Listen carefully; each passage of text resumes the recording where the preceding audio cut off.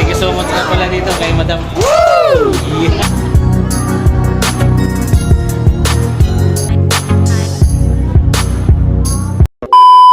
Dahil 2025 na nga ngayon, kailangan na nating mag-diet dahil tayo ay lumalaki sa mga oras na ito. Tayo ay inakit ng isa sa ating mga kapatid na tayo pupunta dito sa New York Style. Dito yan matatagpuan sa SM. Kaya tayo ay pumunta para malaman natin kung ano ba ang meron dito. Kaya ayan, panoodin nyo ito guys. Samahan natin. Nasa tayo mag-diet.